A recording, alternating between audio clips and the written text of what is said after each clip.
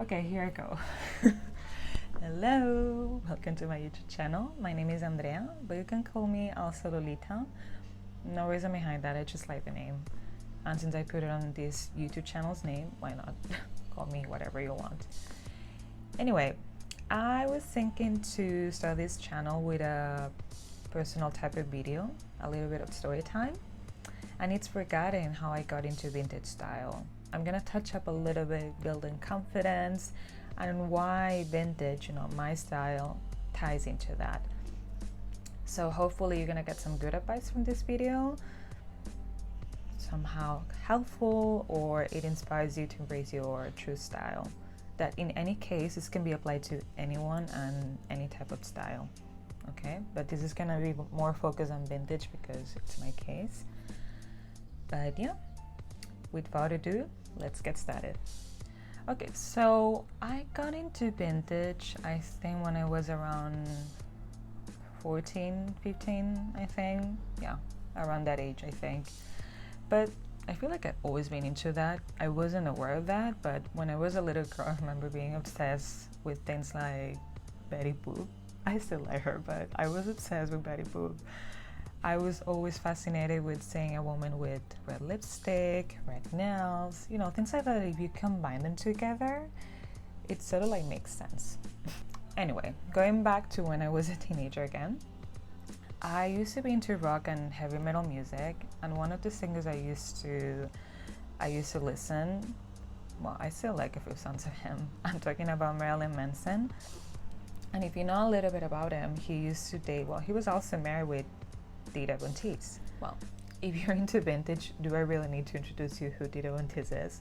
Or not even, into vintage, like she's quite famous now. But anyway, she's a successful burlesque dancer.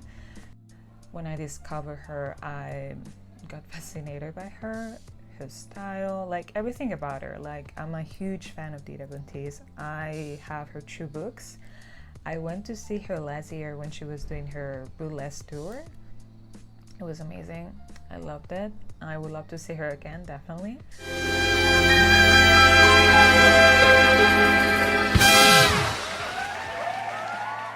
And the second thing was my favorite show, Mad Men.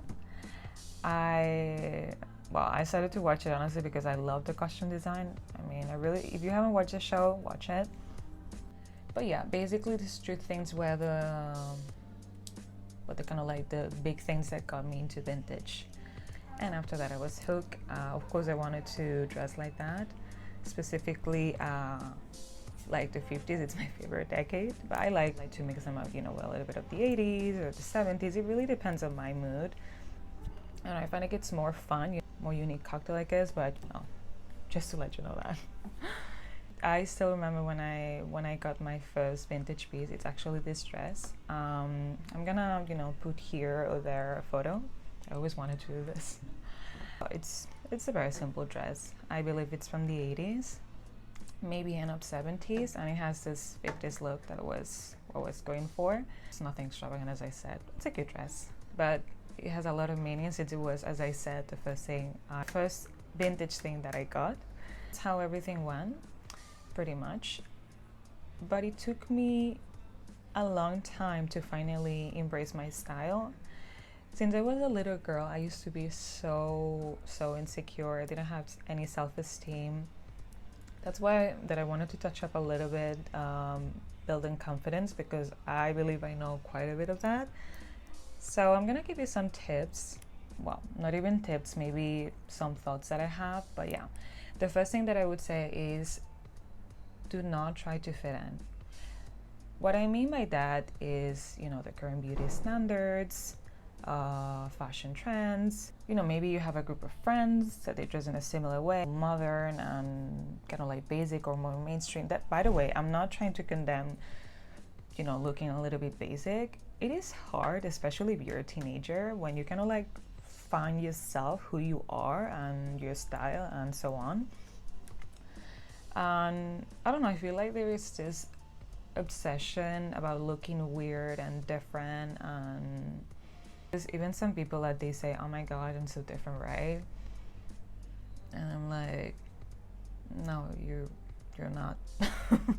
But maybe I'm getting out of topic, but being a little bit different and being basic are not exclusive from each other. You know, I had my basic moments. I still have my basic moments. I do enjoy things that are considered mainstream, but well, going back to that, do not try to fit in if it doesn't align with you. Do not let this to hold you back to embrace your true style. Second thing I would say, you know, those fears like, what if they judge me? What if they call me weird? What if they call me freak? What if they laugh at me? What if they stare at me? First of all, why is it so wrong that people call you weird? And I remember having this conversation with my mom multiple times. She would say to me, like, why do you care so much?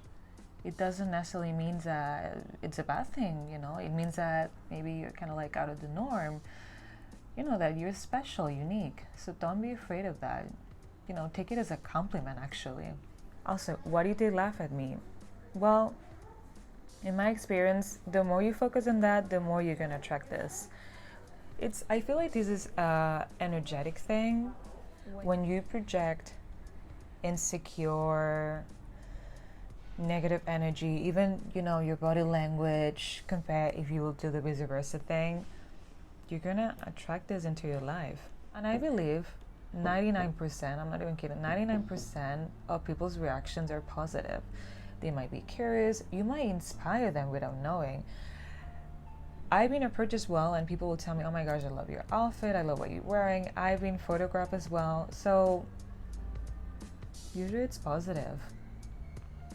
When you're just minding your own business and you're feeling confident about yourself, about what you're wearing, people are going to be drawn at you.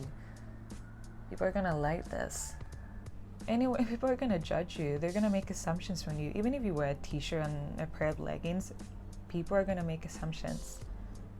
You're not going to be liked by everyone. You're not going to be able to please everyone. So stop caring about that and focus on your self-esteem and basically please yourself only. So let go of people that literally means nothing to you, has to say. And if they are your friends, well, it says a lot about them, to be honest. But anyway, I feel like the important thing here is dressing vintage or, you know, whatever style, as I said earlier, in a daily basis. You know, just start dressing at your home, you know, looking at yourself in the mirror. How do you feel? Does it make you feel good? You should always feel good. Maybe you might feel weird at the beginning, especially if you're not used to see yourself looking like this, but keep hold on this feeling, you know, feeling good. Maybe do some errands around your neighbor, you know, whatever it is. Build it up with time until you feel comfortable. The key thing is to favor the approach that action minimize self-consciousness. Not that focusing on self-consciousness first, it's going to make you feel comfortable enough to do the action. What I'm trying to say is that get out of your comfort zone by taking action. It's important to realize that you feel uncomfortable at first. That's okay, but do it anyway. The more you do, the more comfortable you're gonna feel. And start small. You see the whole picture, it's gonna feel overwhelming. You don't need to dress in a certain way from head to toe. Start small. Start wearing that red lipstick that I know that for some people it's a little bit overwhelming. Wear some bells, some shoes, you know, play with makeup, accessories. Dress as the person you would like to be. How is the best version of yourself look like? How does she dress? So the more you do it, the more it's gonna feel like second nature. So I encourage you to start now. You know, it's much simpler and easier than it is. Do not overanalyze, do not overthink. It's, you know, I saw the other day on the internet something like, you know, fuck effortless, look effortful. I love it so much. You know, don't be afraid of looking like you did too much. Makeup and fashion, it's a way of self-expression. The key thing is, the first rule is that it should always be fun. Like, anyway, life is too short to dress for other people, so stop giving. And also, I feel like this is the right time to embrace any type of style. Like, back in the days it was one specific look only, and nowadays you can dress, you know, in a more gothic way, vintage, like a Victorian Lolita, like whatever. This is a time to do so. So take advantage of this. Summary of all, take action by getting out of your comfort zone. Be patient because it's gonna take a lot of time, months, even years. Like, who knows? Everyone has its journey, so don't beat yourself up. If you focus on that, if you really want that, you're gonna make it. You got this, okay? Anyway, I'm gonna wrap it up here. Finally, I mean, I tried to record this video so many times, but somehow I didn't like the results. But today was the day. Hope that you like it, and see you next time. Bye bye.